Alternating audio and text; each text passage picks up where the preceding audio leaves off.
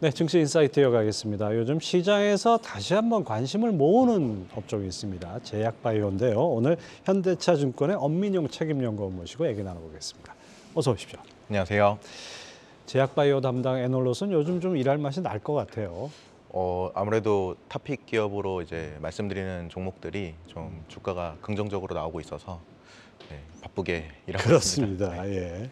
자, 2차 전지가 한불 꺾이고 뭐 세계적으로 이제 비만과 당뇨 치료제에 대한 관심이 아주 높아지는데 그러다 보니까 제약바이오 내에서 뭐 다 올라가는 건 아니지만은 일부 종목이 아주 주도주 역할을 하는 그런 모습이 보이고 있습니다. 네. 제약바이오주 현재 주가 흐름 평가하신다면요? 일단 현재는 비만 치료제랑 AI 관련주들이 좀 주가 상승세를 크게 이루었지만 지금 미국 바이오가 좀 단기 악재가 해소된 국면이어서 좀 주목해 보고 있습니다. 일단 8월 28일에 이제 지난해 12월 달에 굉장히 큰 규모로 이제 인수합병이 이루어졌던 암젠과 호라이즌의 합병이 이제 35조 원 규모로 나왔었는데 이게 미국 정부에서 이제 연방거래위원회에서 반독점법 위반이라는 소송이 들어가면서 미국 바이오가 크게 꺾였었거든요. 이게 지난 8월 28일에 이제 소송이 중단되고 이제 M&A가 계속 이어질 수 있도록 합의에 이르면서 미국 바이오가 악재가 한계가 일단 풀렸고 그다음에 두 번째로 미국 바이오가 반등하지 못했던 이유가 이제 미국 정부의 IRA 관련해서 이제 메디케어 약가이나 약물 10개 발표가 있었는데 오히려 10개 약물이 발표되고 나서 미국 바이오는 조금 소폭 반등하는 분위기를 주었습니다. 왜냐하면 법령이 발효되는 것은 26년이기 때문에 지금 당장 빅파마에게 큰 영향은 없을 걸로 보고 있어서 이제 매크로 이슈가 해소되고 난 다음에도 바이오가 가지 못할 수 있다고 봤던 두 가지 악재가 모두 해소된 상태입니다. 하여튼 뭐 전체적으로 바이오를 짓눌렀던 악재들이 해소되니까 뭔가 좀 탄력을 받는 그런 분위기인 것 같습니다. 제약바이오 탑픽을 꼽아주신다면요? 네, 지금 현재는 알테오젠 말씀드리고 있습니다. 알테오젠 많이 오르지 않았습니까, 최근에? 네, 최근에 많이 올랐지만 지금 들어오시는 분들도 충분히 업사이드를 크게 보시고 오고 있다고 보고 있습니다.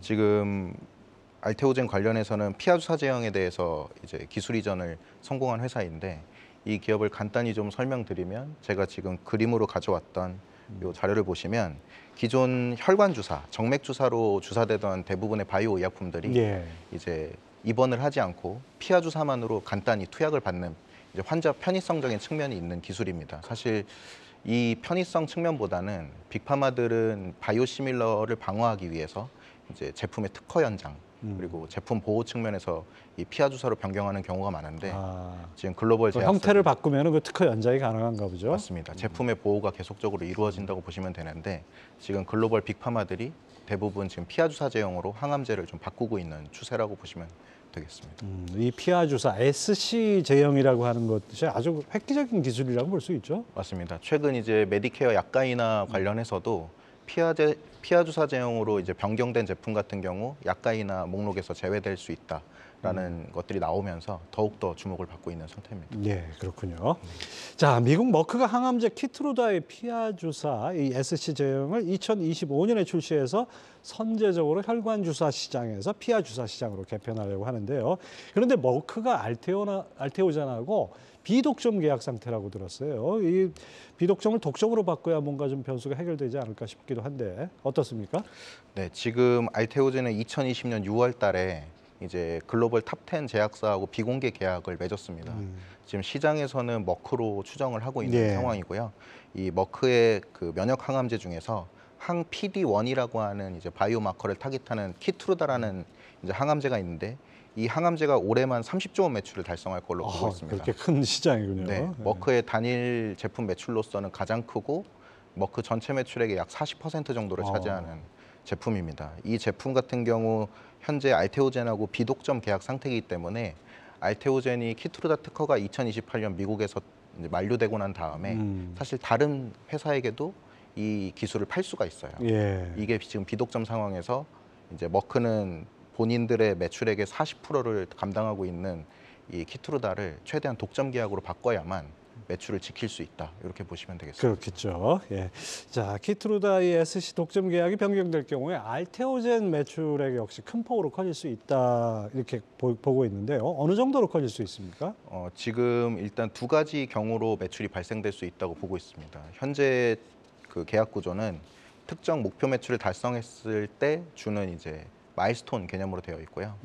또는 이제 할로자임이라고 하는 미국에 있는 이제 상장사의 계약 구조를 봤을 때 매출이 발생됐을 때 특정 퍼센트의 로열티를 주는 이제 구조로 바뀔 수도 있고 이 두 가지가 지금 있는 상황인데 지금은 일단 기존 계약 구조를 좀 유지하면서 25년 출시 후에 2028년까지 약 40조 원 매출을 달성할 거기 때문에 머크는 지금 20조 원 정도를 피하 주사로 팔 예정입니다. 예. 그러면 이 20조 원에서 약 2%에서 5% 정도를 알테오젠이 마일스톤이나 또는 로열티로 받게 된다 그러면 이제 연간 수천억 매출이 발생되게 되겠죠. 하여튼 워낙 뭐 시장에서 이미 검증이 되고 엄청난 시장을 형성하고 있는 항암제에서 2 내지 5%만 얻어도 수천억을. 네, 거기서 이제 알테오젠이 지금 현재 원료 상업화 물질로만 400억 원 정도를 공급한 상황인데 이게 상업화 준비 단계에서 400억이면 원료 매출만 연간 1,000억 원 이상 나올 수도 예. 있을 거라고 보고 있습니다. 그러면 판매 로얄티 또는 마일스톤 플러스 원료 매출까지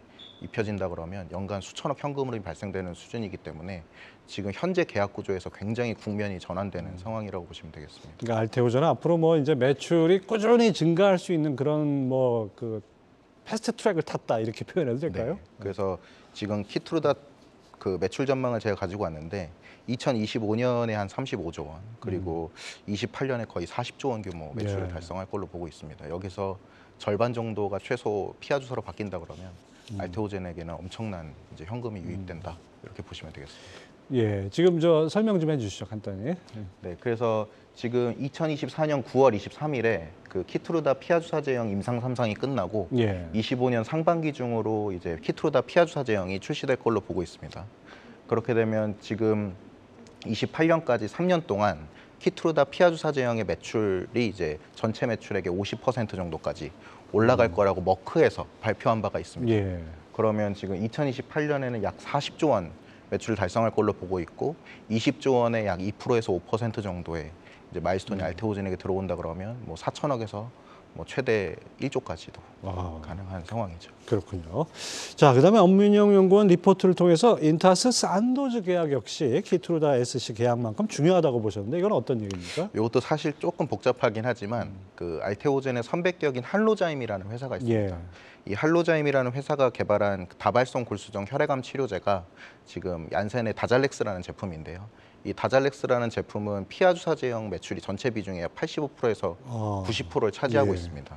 이 피하 주사 기술은 알테오젠 기술 없이는 이제 들어갈 수가 없는 시장이기 때문에 산도즈가 알테오젠하고 작년에 12월 29일 날 이제 1,840억 원 규모 계약을 체결을 했고요. 이렇게 되면 이 90% 수준의 피하 주사 시장을 산도즈와 알테오젠만 들어갈 수 있는 상태입니다. 그러면 보수적으로 생각한다 하더라도 다잘렉스 그 피하 주사 제형이 매출액이 한 15조 원 정도 나올 걸로 보고 있거든요. 여기서 30% 점유율만 가정해도 5조 원 매출이 일어날 거고요. 예. 여기서 알테오젠이 산도즈로부터 약 12% 판매 로열티를 받게 되면 이제 5천억 정도의 현금 흐름이 또 생기는 것이죠. 예, 하여튼 뭐 바이오 분야에서 이렇게 세계적으로 기술을 인정받는 회사가 있다는 것도 참 자랑스럽습니다. 자, 이 그림 어떤 겁니까? 다잘렉스 매출 전망하고. 네, 그래서 지금 보시면은 다잘렉스 매출 전망이 2028년에 170억 달러, 한화로 20조 원이 넘어갈 걸로 보고 있고요. 여기서 피하 주사 제형 매출액이 거의 85%에서 90%를 차지할 거기 때문에 예. 나머지 15% 시장은 나머지 바이오 시밀러 기업들이 이제 굉장히 박터지게 싸우는 상황이라고 생각하면 나머지 85% 시장은 할로자임 다잘렉스 그리고 알테오젠 산도즈만이 먹을 수 있는 시장이라고 보시면 되겠습니다. 예. 그 외에 지금 옵디보 매출 같은 경우에도 지금 키트루다 피하 주사 제형처럼 옵디보도 똑같은 항 PD-1을 타깃하는 제품이거든요. 이 제품도 산도즈하고 계약해서 판매가 가능할 수 있다. 일단 보고 있습니다. 하여튼 피하 주사 이 제형이라는 것이 엄청난 그 부가가치를 앞으로 가져올 것 같습니다. 자, 이렇게 매출이 증가세가 아주 예상이 되는 이 알테오젠 목표 주가하고 투자 전략 어떻게 잡고 있습니까? 네, 지금 현재는 비독점 계약 상태로 75,000원 이제 목표 주가로 잡고 있고요. 아직은 이제 비독점 상태이기 때문에 현재 계약 구조로만 평가했을 때는 이 정도 수준이지만 지금 거의 다 왔네요. 지금 거의 7만 원 가까이 와서. 네, 이제 키트루다 피하 주사 제형으로 현재 캡이었던 7,800억 원 수준이 연간 이제 4, 5천억 원 수준까지 올라가게 된다 그러면 사실 지금 앞서 말씀드렸던 할로자임하고 거의 현금 흐름이 비슷해지거나 그 우위를 차지할 수 있어요. 그 할로자임이 이제 현재 시가총액이 7조 원 정도이기 때문에 알테오젠이 충분히 할로자임을 따라갈 수 있을 거라고 보고 있고 이제 독점 계약이 바뀌기 전에 이제 매수하시는 걸 가장 추천드리고 있습니다. 그럼 앞으로 그 위로 많이 열려 있다. 엄청 이렇게. 열려 있는 기업이죠. 네, 앞으로 기대가 됩니다. 알테오전 계속 주목해서 봐야겠습니다. 자, 셀트리온 얘기 좀 해볼까요? 지난달 17일에 셀트리온이 셀트리온 헬스케어와 합병을 발표했는데요. 발표 이후에 오히려 주가가 지지부진했어요. 그리고 합병 안건이 가결돼도 소액주주들의 주식 매수 청구권 규모가 1조 원을 넘어갈 경우에는 뭐 상당히 좀 애로사항이 있을 거다 이렇게 보고 있는데 이거 어떻습니까? 네, 지금 시장에서는 아직 합병 후에 이제 셀트리온과 헬스케어가 합병됐을 때 합산 매출액이 아니라 이제 셀트리온 헬스케어 수준의 매출액으로 감소하는 부분에 대한 우려를 아직 가지고 예. 있는 상황이고 내년 매출액 가이던스에도 램시마 SC가 대부분의 비중을 차지하면서 이제 1조 원이 넘는 업사이드가 가능할 것이냐라는 우려가 좀 있는 상황입니다. 하지만 제가 더욱 주목해서 보고 있는 것은 이제 사실 기존 사업부 외에 프리미엄을 줄 수 있는 분야를 무조건 셀트리온이 발표할 거라고 보고 있습니다. 이제 2사 합병 그리고 3사 합병까지 마무리가 되고 난 다음에 이제 대규모 M&A를 하겠다 이런 의사를 밝힌 상황이기 때문에 공장 증설 또는 뭐 CMO 사업으로의 전환 또는 현재 매출이 일어나고 있는 바이오텍 또는 공장을 인수하면서 현재 바이오시밀러 사업부 외에서 이제 프리미엄을 줄 수 있지 않을까 일단 보고 있습니다. 이 합병이 지금 현재로서는 좀 시장 평가는 좀 박하다고 할 수 있는데요. 그래도 그 연구원님은 긍정적으로 평가하신 부분이 있어요. 일단 더 추가로 말씀해 주시죠. 네, 셀트리온 헬스케어에서 가지고 있는 뭐 매입 재고 관리 비용이나 이런 부분들이 이제 없어지고 이제 재무 구조적으로 더욱 깔끔해지는 상황이기 때문에 판관비가 줄어들고 영업이익이 좋아지는 부분은 확실하거든요. 매출은 감소해 보이는 측면이 있긴 하지만 예. 이건 시장에서 어느 정도 다 예측하고 있었던 부분이기 때문에 3사 합병 이후에 사업의 진출, 새로운 사업으로의 진출을 좀 이제 대대적으로 아마 발표해 준다 그러면 주식 매수 청구권 행사 기간 안에 충분히 1조 원 수준으로 방어할 수 있지 않을까 보고 있습니다. 예, 지금 매수 청구 가격보다 밑도는 주가가 반등하는 게 결국 관건일 것 같습니다. 셀트리온 목표 주가와 투자 전략은 어떻게 잡고 있습니까? 현재는 이제 합병 전 주가로 21만 원 말씀드리고 있고요. 이제 주식 매수 청구권을 방어하기 위한 전략이 분명히 셀트리온 내부적으로 세워져 있을 예. 것으로 보고 있기 때문에 사실 행사 기간인 10월 23일부터 11월 13일이 딱 미국 바이오 굉장히 학회 시즌이에요. 아, 예. 이때 또 바이오 이제 좋은 분위기를 타서 이제 긍정적인 이런 사업 분야를 얘기해 준다 그러면 이제 주매청도 충분히 방어할 수 있지 않을까. 예, 기대하고 그렇군요. 자, 이제 제약바이오 어느 정도 좀 관심 영역으로 들어온 것 같습니다. 근데 뭐 제약바이오 내에서도 실적이 있고 없고에 따라서 주가 편차가 상당히 큰데 투자 전략은 어떻게 가져가야 될까요? 네, 앞서 제일 먼저 말씀드렸던 것처럼 미국 바이오가 일단 악재가 두 개가 해소된 상황이기 때문에 뭐 금리 인상이나 인플레이션 관련된 악재들이 이제 마저 해소되어 준다 예. 그러면 충분히 미국 바이오가 움직이면서 국내 바이오도 긍정적 영향을 받을 수 있을 걸로 보고 있고 실제로 지금 미국 바이오에서 IPO 분위기가 굉장히 살아나고 있습니다. 네. 그리고 비상상사 시리즈 투자도 굉장히 많이 이루어지고 있고 확실히 작년과는 좀 다른 분위기를 이루고 있거든요. 그리고 이제 하반기에 빅파마가 바이오텍을 수십조 원에 인수하는 M&A 그리고 이달부터 열리는 뭐 세계 폐암학회 그리고 다음 달 10월부터 열리는 유럽 종양학회나 면역항암학회 그리고 뭐 알츠하이머 학회 등이 연속적으로 열립니다. 예. 그래서 11월 중순까지 바이오 학회들이 쉬지 않고 열리기 때문에 분위기는 이제 M&A 플러스 뭐 금리 이슈 해소 이런 부분들이 충분히 긍정적으로 작용해주지 않을까 일단 보고 예, 있습니다. 앞으로 뭐 한 2달 동안은 바이오 관련 이슈들이 계속 제기가 되기 때문에 여러분들 관심 갖고 보시기 바라겠습니다. 현대차증권 엄민영 책임연구원 함께했습니다. 말씀 감사합니다. 감사합니다.